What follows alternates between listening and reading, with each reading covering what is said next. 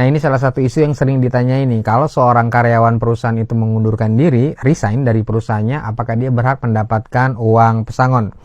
Jawabannya enggak. Untuk karyawan yang mengundurkan diri, karyawan ini tidak mendapatkan uang pesangon, juga tidak mendapatkan uang penghargaan masa kerja. Nah, sesuai ketentuan dari peraturan pemerintah nomor 35 tahun 2021, PP 35 2021 ini adalah peraturan pelaksana dari Undang-Undang Cipta Kerja.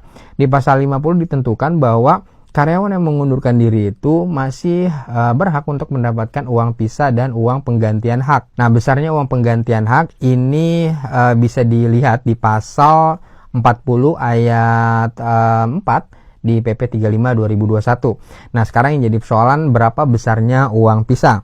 Kalau sesuai pasal 50 di PP 35 2021 tadi, besarnya uang pisah itu ditentukan di perjanjian kerja atau di peraturan perusahaan atau di perjanjian kerja bersamanya di PKB-nya.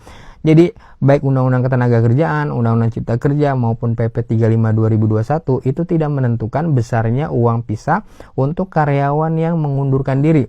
Besarnya uang pisah itu ditentukan di perjanjian kerja atau di peraturan perusahaan. Nah, sekarang masalahnya kalau misalnya di dalam peraturan perusahaannya itu nggak diatur ketentuan mengenai uang pisah. Lalu bagaimana dengan nasib uang pisahnya si karyawan?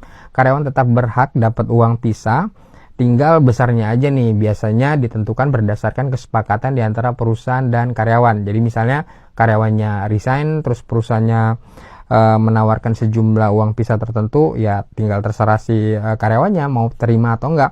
Biasanya besarnya uang pisah itu rata-rata ya di banyak perusahaan, dan ini juga ada di putusan pengadilan, rata-rata itu besarnya sama seperti besarnya uang penghargaan masa kerja.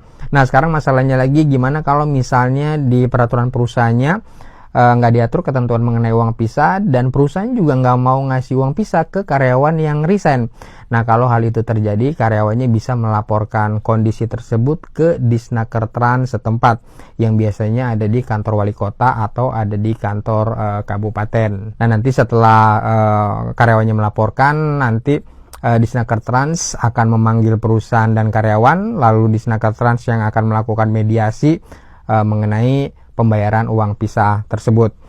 Dan kalau misalnya penyelesaian di Disnakertrans ini juga nggak menemukan kesepakatan, perusahaan tetap juga tidak mau membayar uang pisah dari si karyawannya ini, maka langkah terakhir adalah mengajukan gugatan hukum ke Pengadilan Hubungan Industrial.